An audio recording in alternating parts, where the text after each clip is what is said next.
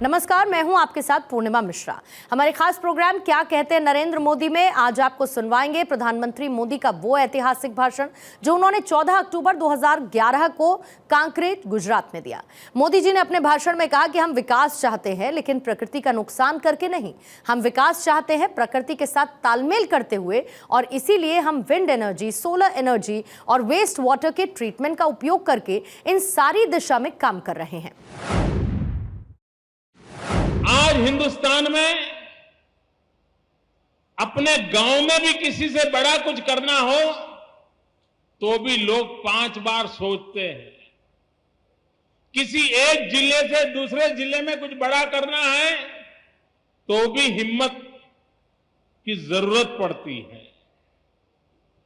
आज गुजरात ने यह कमाल करके दिखाया है कि एशिया में सबसे बड़ा सूर्य ऊर्जा का ये प्लांट हम लगा रहे हैं।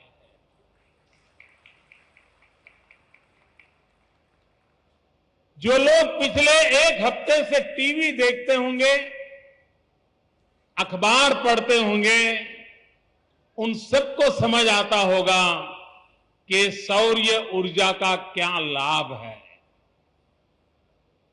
आपने खबरें पढ़ी होगी, सुनी होगी, दिल्ली में अंधेरा है, हिंदुस्तान के कई राज्यों में अंधेरा है, बिजली हफ्ते भर से आई नहीं है।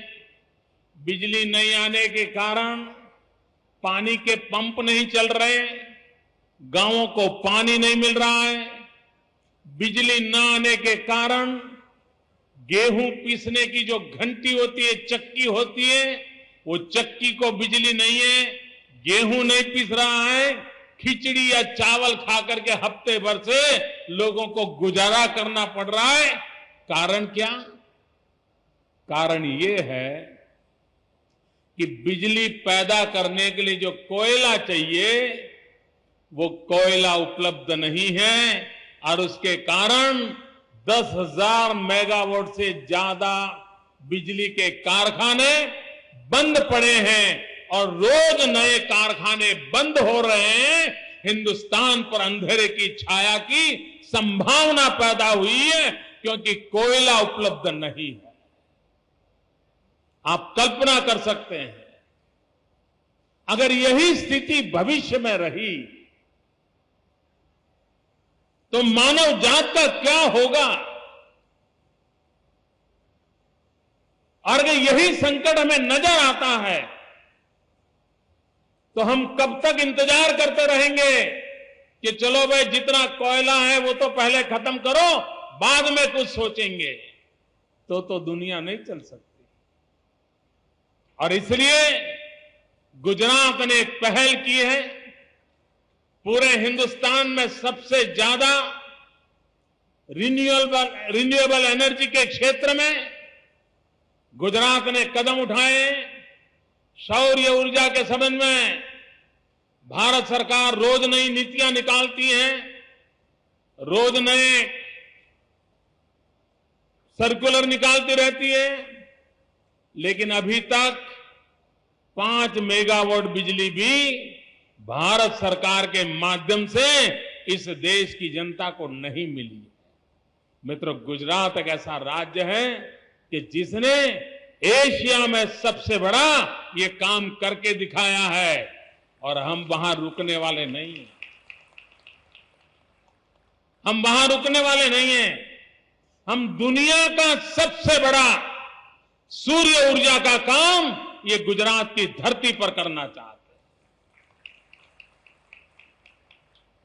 मित्रों, हम हर संकट को अवसर में पलटने का संकल्प करके निकले हैं। एक जमाना था गुजरात का 1600 किलोमीटर का समुद्री किनारा, वहां रहने वाले लोग तंग आ जाते थे।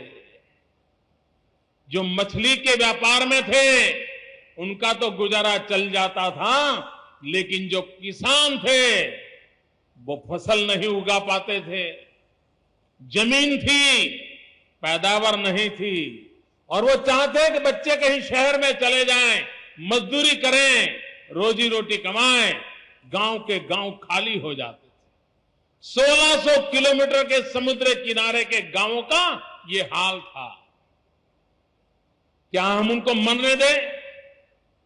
क्या उनको इस प्रकार की असहाय जिंदगी जीने के लिए मजबूर करें? क्या बूढ़े मां बाप को अपने नौजवान बेटों को गांव छोड़ करके सूरत में, मुंबई में मजदूरी करने के लिए, भेजने के लिए मजबूर करें? ये वास्तव में मंजूर नहीं था। और तब जाकर के हमने तय किया कि हम 1600 किलोमीटर समुद्र किनारे को हिंदुस्तान की समृद्धि का प्रवेश द्वार बना देंगे। पोर्ट का डेवलपमेंट करेंगे, पोर्ट के संबंधित क्षेत्रों का डेवलपमेंट करेंगे, औद्योगिक विकास करेंगे।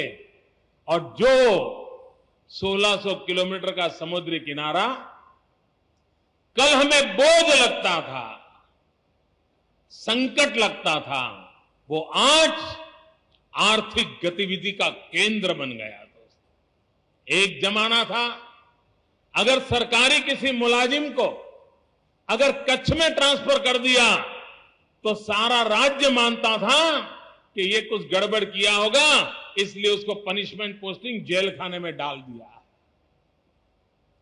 कच्छ में जाना यानी सजा माना जाता था। आज कच्छ में नौकरी पाने के लिए सरकार पे लोग चिट्ठियां लिखवाते, चिट्ठियां के साथ कुछ सिल मुझे कच्छ में भी तो काम करने का मौका मिलना चाहिए। जिस प्रकार से कच्छ में समृद्धि आई है, संकट में घिरा हुआ कच्छ सदियों के बाद आज आर्थिक गतिविधि का केंद्र बन गया। ये हमारा बनासकांठा जिला, ये हमारा पाटन जिला। लोग इन जिलों को कब याद करते थे? जब पाकिस्तान हमले की तैयारी करता था तब याद करते थे, यार बनासकांठा और पाटन के सीमा पर भी शायद पाकिस्तान कुछ कर देगा तो चलो जरा हलचल करें। उसके सिवाय बनासकांठा और पाटन की तरफ कोई देखता तक नहीं था। ये दिन आपने देखे हैं, आपको मालूम है। यहां पर साल में 6 महीना, 7 महीना सिवाय बालू कुछ नजर नहीं आता था। आंधी चलती रहती थी, खाना पकाना भी मुश्किल होता था।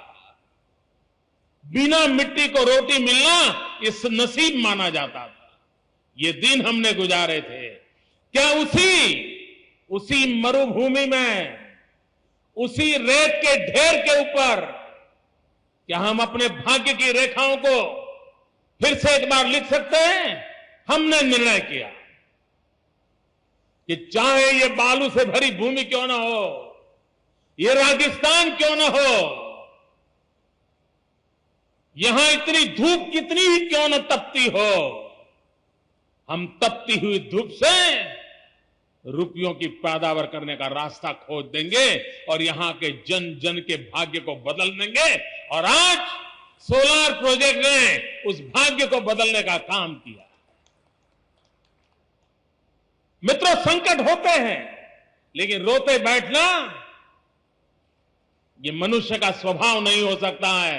संकटों से जूझना चाहिए और जूझ करके रास्ते निकालने चाहिए। हमने रास्ते निकाले हैं। क्या कभी बनासकांठा में किसान को अपनी बेटी की शादी करनी होती थी, 50 बीघा जमीन हो, बेटी की शादी करनी हो, घर में पैसे नहीं है तो वो सोचता था या जमीन कहीं गिरवे रख दें या जमीन 2-5 बीघा बेच दें और उससे जो पैसा आएगा उससे बेटी की शादी करवा लेंगे। लेकिन जब वो जमीन बेचने जाता था तो पानी के मोल जमीन बिक जाती थी। 2,000 रुपया, 5,000 रुपया, 7,000 रुपया, 10,000 रुपया, उससे ज्यादा कभी किसान को पैसे नहीं मिलते थे। और बेचारा घर घर भटकता था कि मेरी बेटी की शादी है, ये जमीन आप ले लो, मुझे पैसों की जरूरत है। कोई जमीन लेने वाला नहीं मिलता था। लेकिन ये गुजरात में औद्योगिक विकास हुआ, उसका आज परिणाम यह है कि किसान की जमीन जिसका दाम 10,000, 15,000, 20,000 था, वो आज 3 लाख, 5 लाख, 10 लाख, 15 लाख, ये सारे मेरे किसान भाई साक्षी है इस बात के कि आज आपकी जमीन का दाम बढ़ गया। और आज कोई जमीन लेने आता है ना, पहले किसान जमीन बेचने के लिए दर दर भटकता था, आज जमीन खरीदने वाला किसान के घर पर चक्कर काटता है। कितनी बड़ी गाड़ी लेकर क्यों नहीं आया हो, किसान अपना हुक्का पीते पीते बोल देता है, आज मेरा मूड नहीं है, सोमवार को आ जाना, और उसे वापस जाना पड़ता। अगर ये विकास न हुआ होता, ये औद्योगिक विकास की दिशा में हमने काम न किया होता, तो हमारे जमीन की भी कोई कीमत नहीं थी। आपकी जमीन की ताकत बनी है, उसका कारण विकास की बात को आपके गांव तक लाने का हमने प्रयास किया। मित्रों, विकास के बिना कोई चारा नहीं है। हर समस्या का समाधान विकास है। हर संकटों से बाहर निकलने का रास्ता विकास है। लेकिन विकास वो होना चाहिए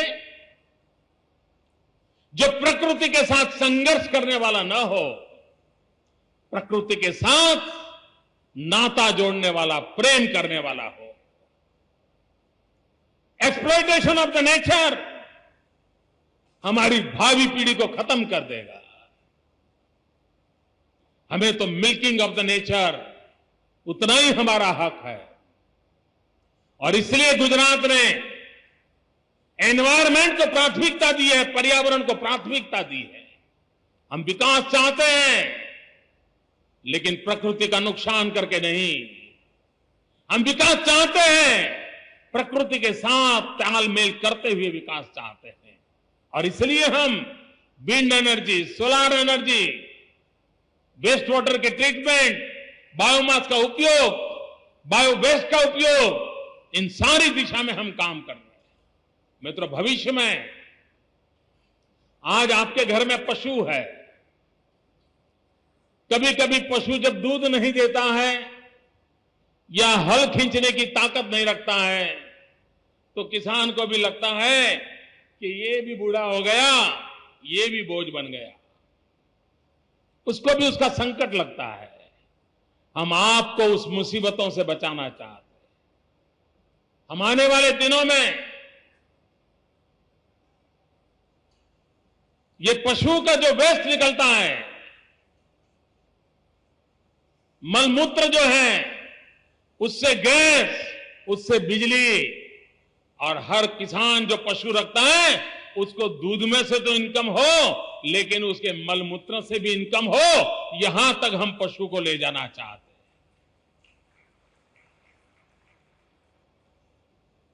हम स्थितियों को बदलना चाहते हैं।